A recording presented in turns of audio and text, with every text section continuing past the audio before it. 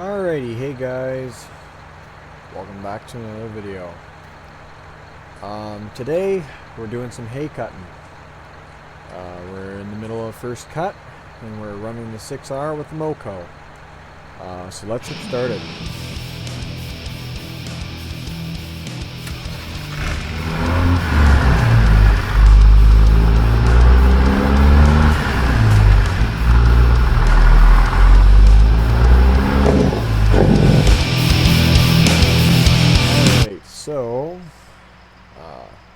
It's been about a month since the last video.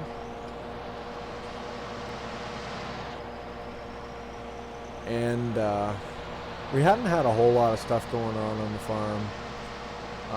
Just having the co-op come over and do some spraying for us. We're doing our first cut of hay. Now we don't have any cows or nothing, and currently I don't plan on getting any. But what I do plan on doing is selling off some of the hay for some of the farmers in the area. These are two of Jeremy's largest hay fields, this one and the one to our left here. And I kind of want to keep that going for Jeremy. You know, he's gone, but keep the legacy going. So that's what we're doing here. As you notice, the corn's growing well. You know, as they say, knee high by the 4th of July. Well, it's about knee high, and it's the 5th of July currently. So we're doing pretty good. We're starting to gear up for wheat harvest, or not wheat harvest, oat harvest. We used to have wheat harvest. And then we got some other plans for the farm. I'm gonna have to go down to the dealership either today or tomorrow and pick up a corn header, because we do not have one. We have a wheat header, or no, do we have a corn header? I don't even remember. It's been a while since I've done anything with the combine stuff. We're also going to be looking at a new semi, because I decided that I wanted to sell the Marmon.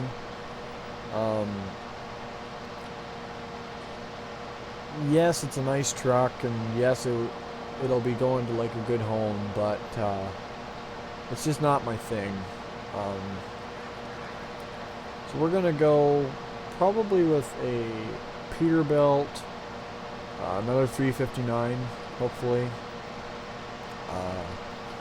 There's one nearby that's on the market, so I'm thinking I might look into it. We also finally bit the bullet, and I bought my wife a new car. So after the stunt she pulled last video with the Jeep Grand Cherokee rental, I decided to bite the bullet and get her her own vehicle. So we got her a I believe it's a 2020 GMC Yukon XL. It's a pretty nice SUV, pretty nice unit. Everybody knows I'm a big Mopar guy, or Dodge, Jeep, and Ram, whatever you want to call it. And I do like that, but it was in the right price range, you know, that GMC. And it's a nice vehicle. It's a very, very sharp looking vehicle. So I'm pretty sure my wife will be very happy with that.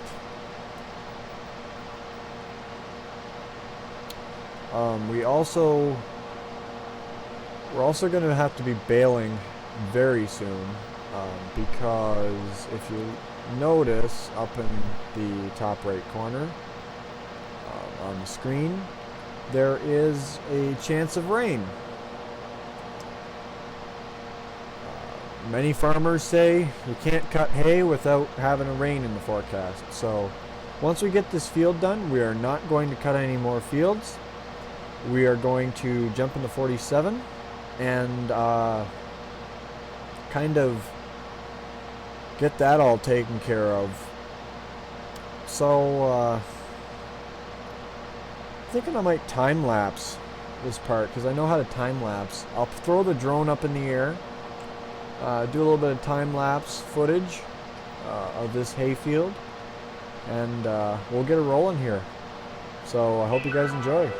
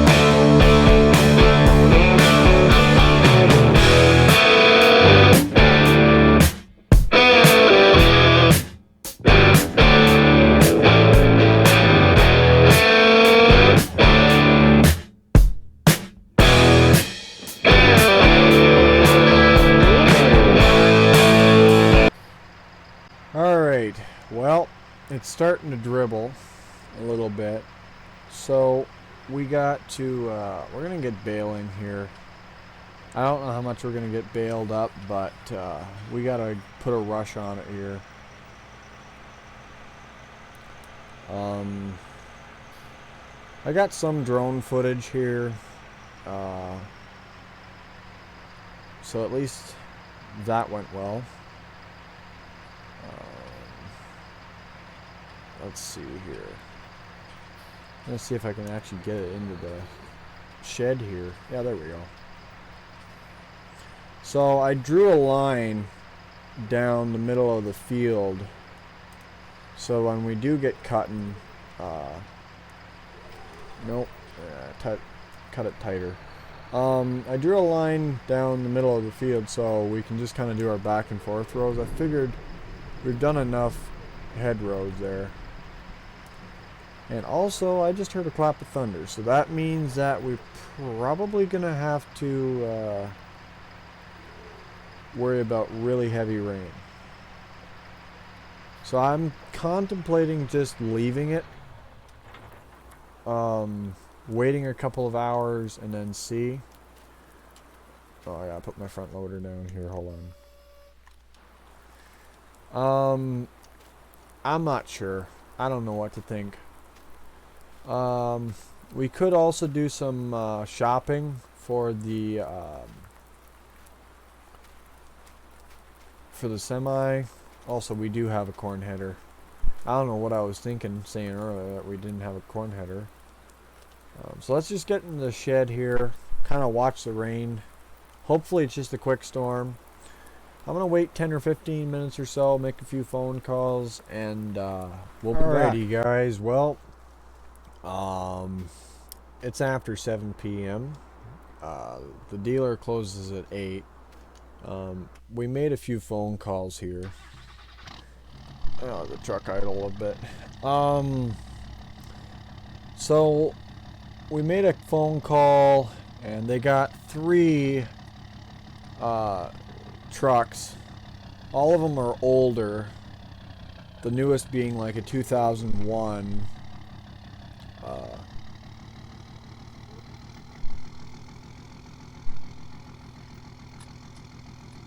But they all came from the same company that all bought brand new 389 Peterbilts.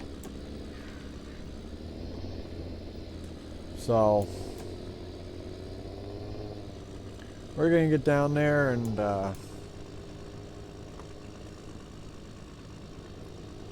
take a look at what they got there. Also, it doesn't look like Jeremy or John's been up to a whole lot lately. We should see what he's up to the next day or so. So our hay is gonna be pretty wet still. It's gonna need to dry out and like that. Now yesterday, finally, Jim got out in his field and he took care of all that corn stubble that he had sitting there. That was getting kind of ridiculous, how much corn stubble he had in that field.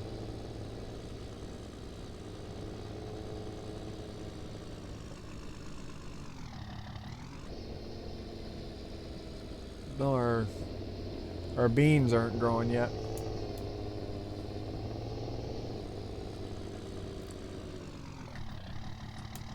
Alright, so this is now kind of the truck dealer now. It used to be the John Deere dealership until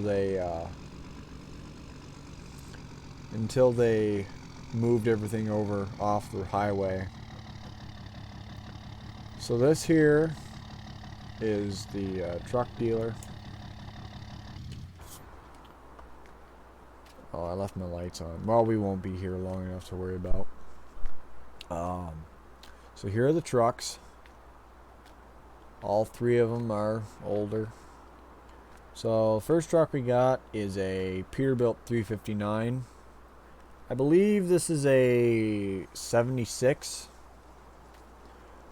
It's got an Evans sleeper on it.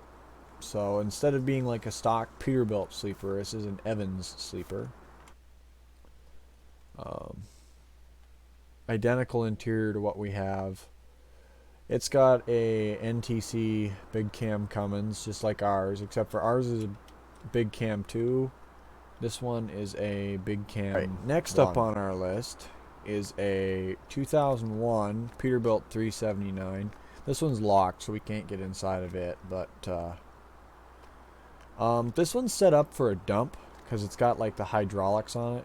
It looks like the interior is quite clean on it as well. It's a nice steering wheel on it. It does have the extended day cab. Not a bad looking unit. Now, here's why I was looking at this thing, is because of the trailer. Now keep in mind, we can interchange the trailers and stuff. They're just hooked up there for show. But I was looking at that Wilson trailer. And then this is another thing that caught my eye. This here is a... Oh, by the way, this one's got a cat in it. Also, it's got the duck on the hood, too. It's kind of cool. Then the last thing is a Marmon 57P. I believe this is an 83 model year truck. Now, this is what I was really looking at. I really like the looks of this thing. We can climb up in this one. It's got a very nice interior. It has a coffin sleeper on it, but if you look, you know, it's kind of blocked off. So you actually get into the sleeper through the side. There's a door on the side. I think it's on the other side, though. Doesn't matter. But the reason why I was looking at the Marmon was because it's a lot cheaper. By quite a bit, it was a lot cheaper, actually. So the Peterbilt, this is kind of like more of a show truck type of thing. You really, like, it's a beautiful ride, but you're really not going to be doing a whole lot of dirty work with this thing. So this one is the most expensive of the three. I believe this one is priced at $31,000. And then this truck here is priced second highest, and this one's only by like $1,000. So this is a $30,000 truck. It's an 01. And then this one here is priced at $28,900. So almost $29,000. This is why I was looking at this one, because it's a little bit cheaper. So I'm thinking, weighing out all the options, I'm thinking this one is going to be the best choice. It's got a big cam 3 Cummins, so it's slightly newer than our Peterbilt. But yeah, I don't think we're going to make any decisions yet on this. But I'm thinking we're going to do the Marmon. Or we might do the Peterbilt. I'm torn between the Marmon and the Peterbilt. So next on the list of things to do is we're going to go over to the dealer, and we're going to be looking at a new planter tractor. The 8530 has served us very well, and I am very happy with the 8530. But you know, we had a breakdown with it, and then we had to fix it, and then we had to fix it again. It's a great tractor, very reliable as far as the engine goes. Never had an issue with the engine, but the drivetrain is a little bit slippy on it. 8530, the old 8530, had a lot less lemons with it. It did have a main seal go, but it was in good shape. The previous farmer who had the 8530 we have now did not keep up with it too well, and did not keep up with the maintenance too well. So obviously it's not in as good a shape. Now I believe their Platte Valley is closed. Oh, and obviously they did not make these parking spots wide enough. Like, it just fits their Chevy service truck, but doesn't fit my dually. And it looks like that's the 8R. We're not looking at any of these. These are like way too expensive. But what we're looking for It's an 8R.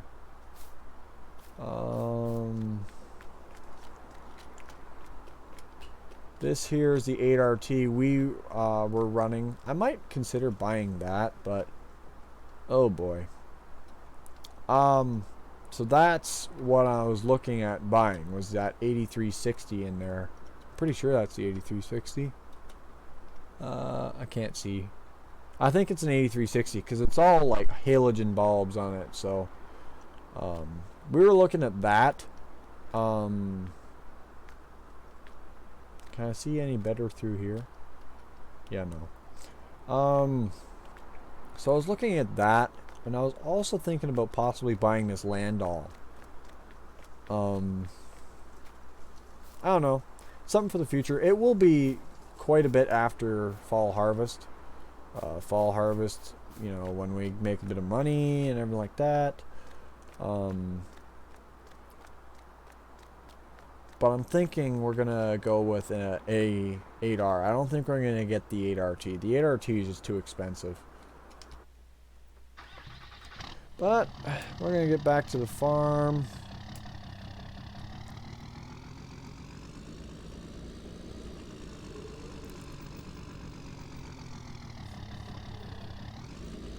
I'm also looking at that X9 thinking that would be nice to demo. I mean, I know we've got a brand new, like literally brand new 2022 S780 at the farm, but man, that X9, it'd be nice to run a 16-row corn head on harvest, on corn harvest. Okay, what the heck just happened there? I don't know. But I'm thinking for this year, I think we're gonna run the I think we're gonna run the 780 for now. Well, we're gonna keep running it for like 10-15 years, but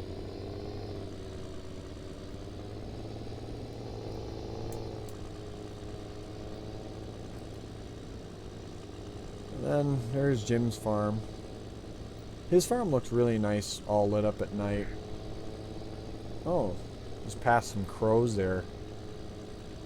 Saw one bounce off my windshield. I wonder if he's alright back there. Obviously, he did not get out of the way quick enough. If we see one lying on the ground there, we'll know what's up.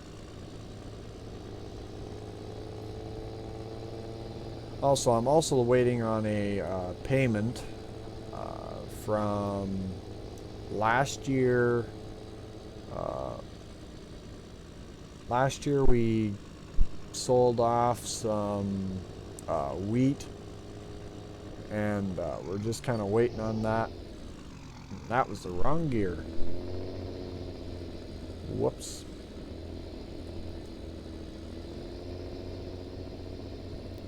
So yeah, I'm thinking we're gonna go to bed and pick up in the morning, guys. Alright, morning, guys.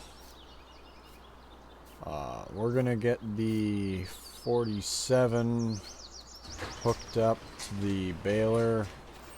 Also, looks like our soybeans have canopied over. Alright, well, what we're gonna do here, I'm gonna fire this baby up, get her running. So, make sure that's all taken care of. Be nice if we could get like a side-by-side or something to go check our fields with. I'm just gonna take a quick run across the road here and take a quick look here. And let's take a look. Yeah, this is pretty wet. We don't have a well, we have a tedder, but we don't have a windrower either. So we're gonna have to re-windrow that. Also, I just noticed this is actually a barn that I own. Because I own this property. This is Larry and Tom's house right here. Just looking around here, I could probably utilize this in some way, shape, or form one day. I'm thinking about buying another tractor. But change the plans. We're gonna have to ted that hay.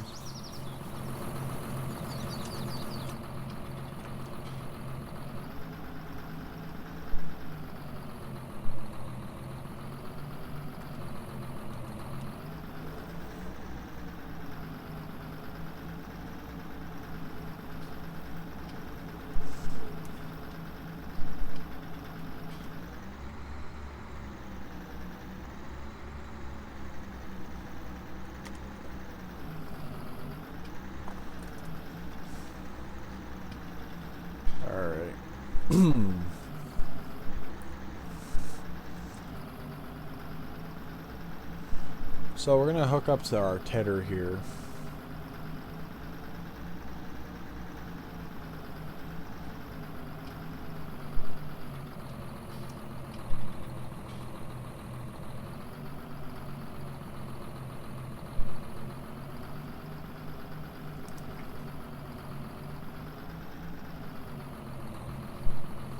Alright. I'm gonna have to readjust for our position here. And then line up to that 3-point there. Alright, whoa, there we go. Alright.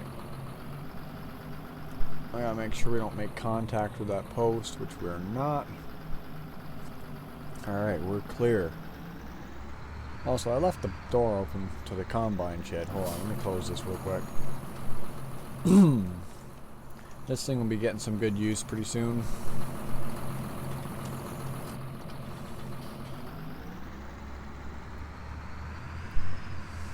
So we'll turn the lights on.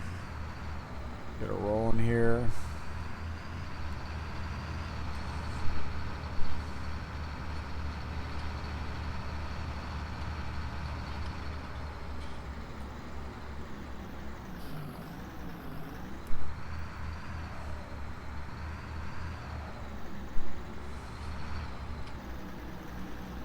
Alright, so I'm going to get this unfolding here and check everything over, and we will be right back. Alright, so we're just getting rolling here. We got the tedder turning. So we're going to have to get ourselves a windrower, which we needed to do in the first place, but never got around to it. And considering the fact that our hay bine is already kind of a windrow, we always thought that we could just use that, but obviously not. We're gonna have to get ourselves a windrower. Also, I got a bit of a frog in my throat for some reason. It's early. That's all I can say about it. It's an early morning. Real quick, I'm gonna idle this back down. And let's just take a quick look at our hay here. So as you can see, it's kind of spreading it out evenly across the field, which, you know, it is what it is. You can't do much about it. It's got to dry out in the sun.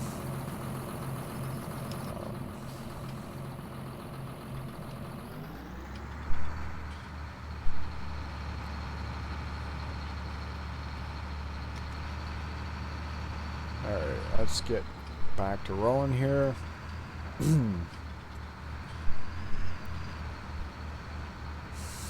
So it is what it is, you know, like, there's not much we can do.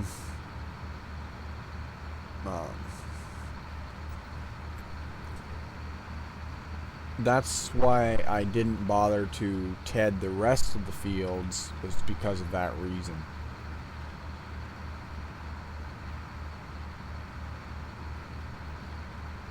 Also, our corn looks like it's growing really well.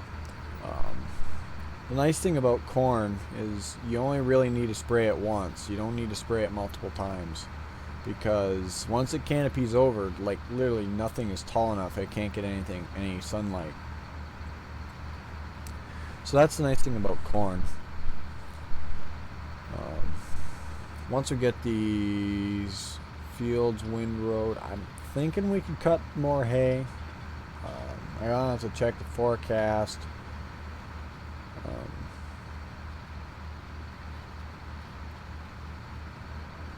we might have an issue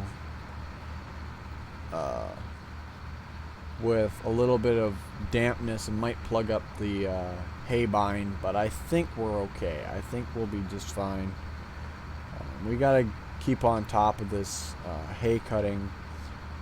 I'm thinking just for selling hay, I think we got plenty of hay ground. I think we could even cut back on some and actually make one of these hay fields into a actual row crop acreage. Because we got 3 here. Hold on a second here. I'll stop for a second. Let me pull up my iPad and I'll show you. So 35 and 36 are both hay fields. And then all along here, there's a big strip of hay back up in here too.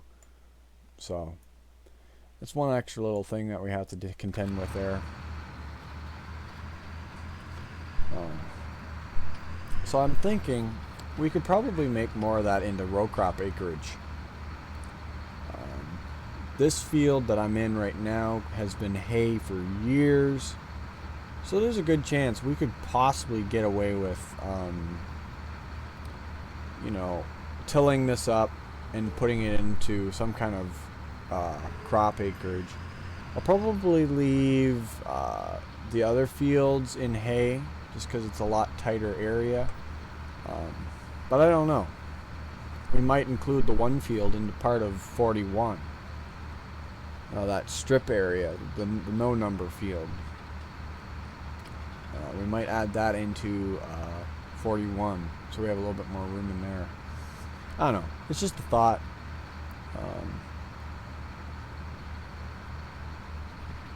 It's always something to think about.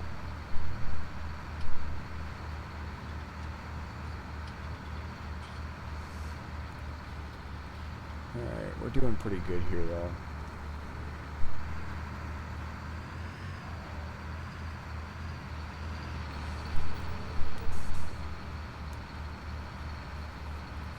Yeah, we could definitely throw an implement or two in there, in that old barn. That was like a really small farm from back in the day. And I just bought the land. I'm gonna shut the PTO off here.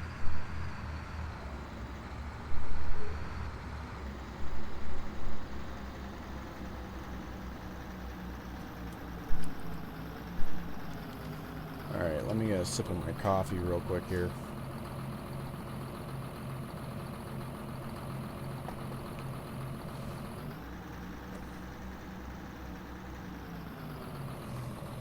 Let me drop that back down and turn it back on.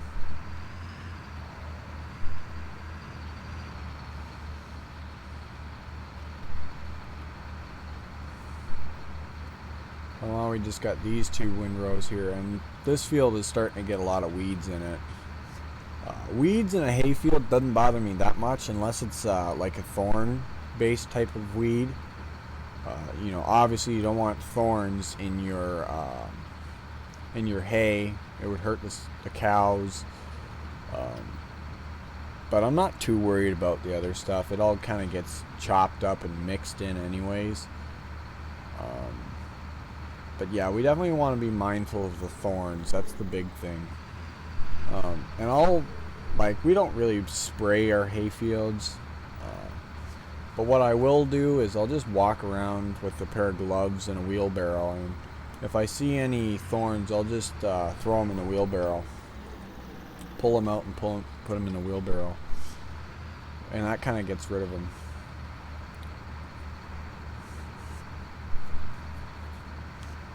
But as I said before, I'm thinking about getting another tractor. And I was thinking about getting another 55 series with a 2-wheel drive model. I know we don't really need one, but the thing is, for the smaller acreage,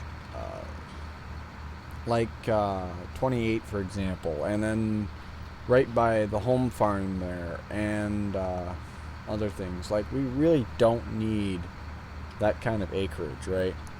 Or we don't need a big tractor for that acreage. And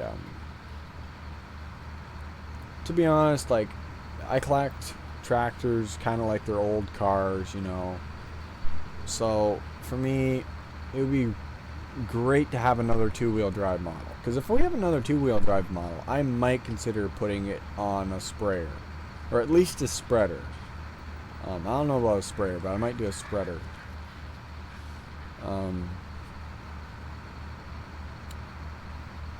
And you know, that's just the big thing, right? This 4755, you know, like, it will always have a good use for this thing. But I just want another one, to be honest. We did have a 4960 on the farm temporarily, but that was just it was just John's. He had it stored at our place, so we made sure about that. And then this this tractor did have the front tank on it, which we took off and sold, because first of all, I don't really need the kind of fuel capacity from a front tank, and two, it was kind of a big eyesore on the front of the tractor. So we've been using this thing all season, and we've only gone through, like, I think like 2 tanks of fuel all season. So we really do not need it much. That's not even an issue. This thing's really good on fuel. Despite the idea of it being an older tractor and it being, you know, from the early 1990s, it's really good on fuel. So we don't really have to worry about fuel too much. So having a front tank just really isn't justified.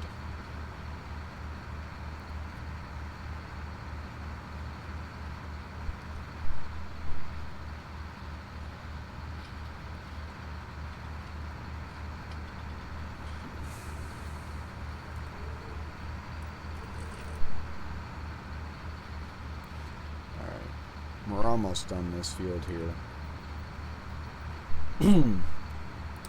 So later on, we're going to have to go to the John Deere dealership,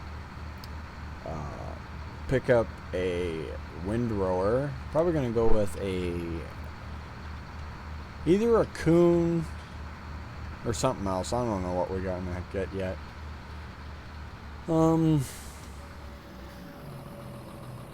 So we'll take care of that. Also, just while we're here, I want to take a quick look at this corn. Seems to be doing alright. Looks like it's doing pretty good, so that's always nice to see. But I think we're going to call it for this video, guys. I hope you enjoyed this video. Be sure to like, comment, and subscribe. And hey, I'll see you on the next one. Thanks for watching, guys.